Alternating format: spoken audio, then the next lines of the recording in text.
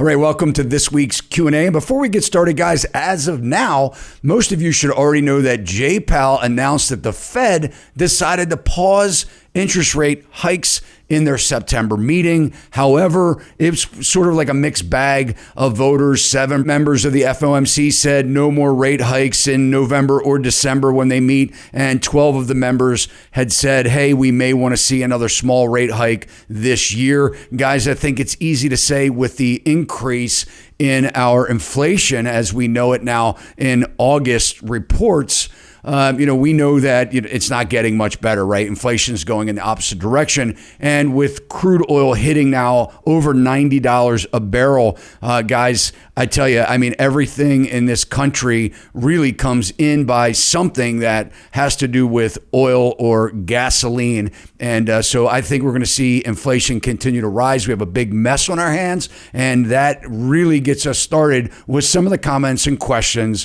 from the last week.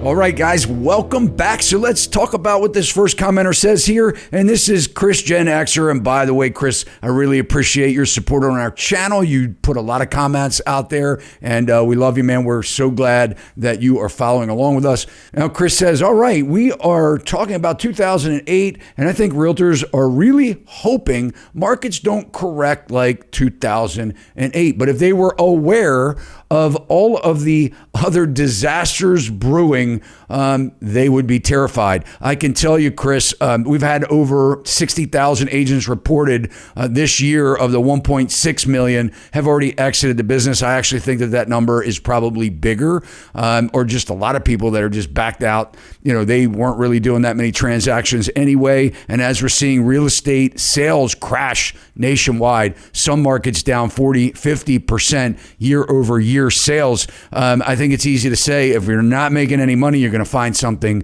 else to do. But guys, if you followed along with my videos before, I like diving into the details, as Chris had mentioned, if they knew what other disasters were brewing. So let's take a look at some of these potential disasters. First, I'd like to turn your attention to this Fred chart that talks about credit card debt in America. And ladies and gentlemen, we have proudly breached $1 trillion in debt. In fact, from August to September, in 1 month time, we have added $300 billion to our revolving credit card debt.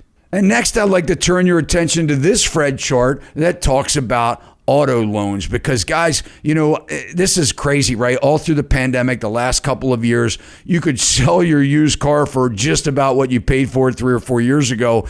They were really jacking the prices up, and a lot of it was because of supply issues, not being able to, get cars into the U.S., and it was just a real mess. But when we're looking at now being able to finance your automobile for 7 years, it's almost like a little house in itself. And it is for some people in California, because unfortunately, these people, many of them can't afford a house, and they're actually living in their car that they financed for 7 years, and they're going to the gym. They have jobs. They're going to the gym to take showers, but they don't actually have a real home. It's their car. Well, look at this chart right here, guys. If we look at over the years, and this dates back to like 1943, I guess people just paid cash for their cars. That's a weird thing. But as we look, when we hit the 1980s, we started to see where, hey, there was some card debt in America. But guys, as we escalate and fast forward to 2023, we're sitting at about $1.5 trillion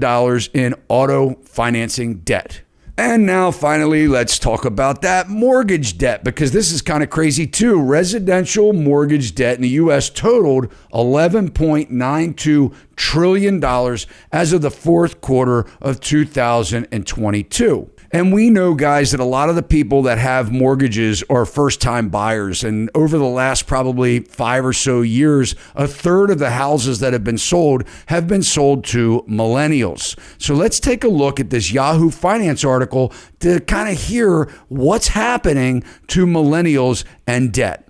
So this article was just published in July of 23. It says debt rising for millennials in their 30s at a record pace. Household debt hit $17.5 trillion the first quarter of 2023. And it goes on to say that this rising debt load might help explain why many millennials in their 30s are now missing their credit card and auto loan payments at startling rates. And this, ladies and gentlemen, is according to the New York Fed. A staggering 73% of U.S. millennials were scraping by paycheck to paycheck in the spring, according to data from Finance and Commerce Research Hub Payments.com. And let's see what's happening with their auto loans, because aside from drivers in their 20s, this age group is also missing the most auto loan payments, says New York Fed. Millennials as a whole currently make up the largest demographic of car buyers in the U.S. And as far as credit cards, borrowers in their 30s are struggling with the highest credit card delinquency rates, according to the New York Fed, surpassing pre-pandemic norms. And guys, not to mention that in October, for a lot of these millennials, their student loan payments start again on October 1, and some of them haven't made payments on their student debt in over 3 years. So guys, if you're paying attention to any of this stuff at all, you'll know that Chris Gen Xer is not far off base when he says that there are many potential financial disasters happening now. All right, so this next commenter says you should cover unemployment closer. As unemployment rises, foreclosures will also, and so will home inventory. And guys, so this is a big thing with the Fed right now, right? So Jay Powell said that they're trying to soft land, and they think they're doing a good job at this. By the way, they haven't gotten inflation back anywhere close to their 2% target range, and interest rates are terrible, and debt is awful. But anyway, the Fed says, hey, we're doing a pretty good job of landing this plane so far, because God help us when people lose their jobs. And this is one of the things that I am concerned about. Guys, if you've been following me, you know that I have said it in the past that I think the only thing holding up this housing market, or any market for that matter, is the fact that we've had a pretty strong job market, right? I think nobody can argue that. But as we know, that employers were competing for employees, giving them sign-on bonuses, making their bank accounts flush, paying them top dollar. This was all based on, the economy screaming right along. And, as we start to slow this economy down, which it is happening, we're starting to see where people are looking for work. Contractors they're not as busy as they used to be. Stores aren't busy. Restaurants, a lot of them are dead. I mean, you go out on a Friday or Saturday night, you can get a reservation where you haven't typically been able to book for weeks in advance. So we're seeing everything slowing down. One of the largest costs for employers, maybe not number one, but a large percentage is their salaries. And I think what's happening as these business owners are being crushed, it's mom and pop shops anyway are being just crushed. We're going to start seeing where they're going to be letting people go. AI is about to take America by storm. I think it's really bad what's happening with that. But a lot of these big companies are like, how do we replace, human beings? Because they're a problem, right? I mean, they're expensive. They get sick. They want time off. So a lot of these companies are reducing the amount of employees that they need. And a lot of them are actually outsourcing these jobs to other places, other countries, subcontractors, because they know that they can get the best of the best at a fixed rate for certain, services. So I think the biggest thing is this unemployment rate. But I want to take a minute and let's look at the unemployment chart that dates back to the early 40s and see what's happened over time. And as we look at this chart, what I really want you to focus on and pay attention to here is not the fact that unemployment is super low right now, okay? Because that's not really what I want to bring your attention to.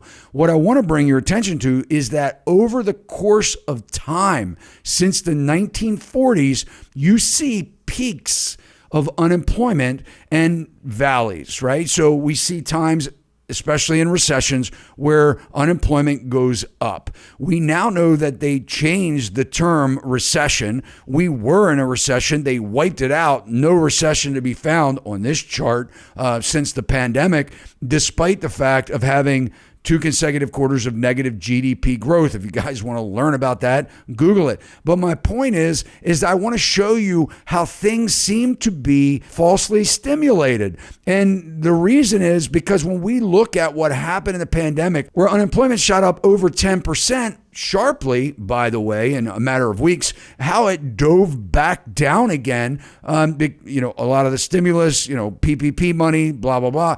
But look at how there is no recession, the gray area in what we're currently going through, and how jagged but flat unemployment rates are. But if we go back and take a look in history, one thing I can tell you is that this is going to spike. This is the issue. When that happens, God help us all. So moving right along here, in our last Tuesday night podcast, I was talking about Warren Buffett's $700 million investment into home builders. And I'm thinking to myself, wow, what a great topic to cover, because I think of Warren Buffett as like a really smart guy. This next commenter says, Buffett probably has big exposure in home builders already. One of the ways these guys get out of their positions is by adding to their positions and advertising the 13F filings all over the media. And I guess what this commenter is saying is that when somebody like Warren Buffett makes a move, everybody pays attention and kind of buys into that too. I'm not a stockbroker, but and I've actually done terrible with stocks, so you wouldn't want my advice. However, what I'm saying here is that it just doesn't make sense to me. So I want to show you a couple quick stats on where we are in the state of new home construction. So here we are in this Yahoo Finance article. Warren Buffett bets on the U.S. housing market with 3 new investments. He says, be greedy, or he's been known to say, be greedy when others are fearful. Are we fearful? Well, so here's Mr. Buffett now in front of a home that's being constructed. Says the U.S. housing market has been under pressure as a result of substantial interest rate hikes from the Federal Reserve. Duh. But that hasn't deterred legendary investor Warren Buffett from placing big bets in the sector. So the 3 bets that he made, D.R. Horton, number 1 here, Berkshire's 13F filing, like our commenter said, revealed that it bought 6 million almost shares of D.R. Horton in the second quarter of 23. Guys, this alone was worth almost $700 million. And his second bet was Lennar Corp. Berkshire acquired 152,572 Lennar shares also in the second quarter, worth almost $18 million. And his third bet was with NVR Inc. Buffett's company also picked up over 11,000 shares in also the second quarter of 23. And this is the staggering part. These shares trade for $6,000 a share, and so another $67.5 million investment. Well, Mr. Buffett, let's see exactly where we are in August data with new home construction. Building permits, guys. Building permits filed 2.7% below the August of 22 rate. Housing new home starts 14.8% below August 22 numbers. Housing completions 3.8% above August 22 numbers. Guys, this means that builders aren't so confident despite the big support of Mr. Buffett, because their permits, they're not filing for permits, they're not starting on the new construction, their sentiments may not be so hot.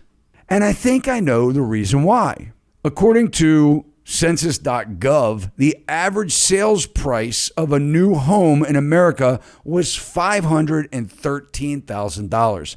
Guys, at the current interest rates, if you have really stellar credit, you're probably going to spend anywhere, depending on what your taxes are, where you live, your insurance, anywhere from like $4,300 to $4,700 a month for a $513,000 home. And I ask you, who can afford that? And our next commenter is talking about fractional ownership of housing, because guys, see, there's this like new concept in the world now where they're like, well, you can't afford the whole house. Maybe you can afford like an eighth or a quarter or maybe $1,000 and you can invest in a house, but you can't live there. The next commenter says, I want to know what this means lately. I've been seeing houses for sale that said this: you can own a quarter of this brand new, fully furnished home. So let's take a look at what they're talking about. You can go to a site like Picasso and learn about what it's like to have fractional ownership. They summarize fractional real estate ownership as a method of purchasing an ownership interest in a property with others so costs can be shared. So next we'll look at this company that's called Arrived. And many of you have heard of this before because Jeff Bezos was all over this. I think he helped start the company, invested some money, but certainly they used his name to promote it so much that when it launched, it crashed because of the amount of activity. With Arrived, you can jump into home fractional ownership with like $100. And basically you go to the site, you can see where the houses are across the country, and you can learn like how many people have already invested, what's it going to take to fully fund the deal, and what your average return would be on like a quarterly payout where you'll get whatever percentage 4 times a year. And I think our commenter was actually talking about this company, emberhome.com, because they're referencing Utah, and I think this company started in Utah, but they're in other states also where you can sell your home to them, you can invest, where they'll bring other buyers to, share your home, where you can keep up to, I think, like a half of the ownership. People are really getting desperate to get their hands on houses as investments. And finally, we'll look at this company, Unison. And this company, in my opinion, this is crazy. They will write you a check, for example, like $50,000 to buy into your home. They'll buy up to 10% of your home. They'll give you a check for whatever that equity would be worth today. You have to qualify for it. It's not in all states. You can use the money, as they say, for whatever you want, pay your medical bills. But basically, they buy into your home. And, a lot of kids may find out that mom and dad did this and they didn't even know about it. So this next commenter is talking about one of my prior videos that I spoke about, the 15-minute city concept. And there's some conspiracy theory behind it, with the Maui fire. And, a lot of people are saying that they just had a convention on making Maui a 15-minute smart city in January. Now the whole island is devastated. I would like not to think that there's any kind of conspiracy theory, as many have lost their lives. But guys, what we're really talking about here is the concept where they want to push us all into cities. And this is not a new concept, where we don't have automobiles and where they take a lot of the things away from us so that we can have a better carbon footprint. And, this is kind of like crazy to me, because the concept in itself may sound great, where we're going to dig up the streets and make bike paths and beautiful gardens and not have automobiles. The problem with that is it's not practical. And I've been hearing this for probably the last 10 years. In a conference that I went to in 2017, they were talking about how we'll be using mass transit to, get back and forth to work. And then autonomous cars will actually finish off the last mile for us from the substation, subway station, or the bus station. And then an autonomous car will take us to the next mile to our doorstep. And a lot of the buildings that were being constructed, like office buildings, were having like larger drop-off sections and smaller parking lots because they were really planning on less and less people having cars. The issue with this, guys, is COVID showed us, ain't no way I want to be locked down in a 15-minute city in the middle of a pandemic. So now they're trying to drudge this back up again, start talking about these 15-minute cities. And this site, NLC.org, which is National League of Cities, talks about what it would be like. I mean, look at this beautiful, smiling group of people and kids. They're so happy. They're in a 15-minute city. I'll drop the link below. You can check it out, but it says a 15-minute city enables residents to access most daily amenities within a 15 to 20-minute walk, bike, or other mode of transportation. Maybe horseback, horse and buggy, from any point in the city, town, or village, regardless of the size. I got news for you guys. It'll be a cold day, and you know what, before I surrender the keys to my car. Thanks so much for watching this video, guys. Keep those comments coming. You never know, they may just be on next week's Q&A. I love you all. If you haven't subscribed to the channel, please take a minute and do so. Smash the alert bell. You'll know every time I upload content just like this. But the most important thing here, guys, is that I talk about things that are really important that you don't hear on mainstream media. So the best thing that you can do for us as a community is to share this video with your family and friends.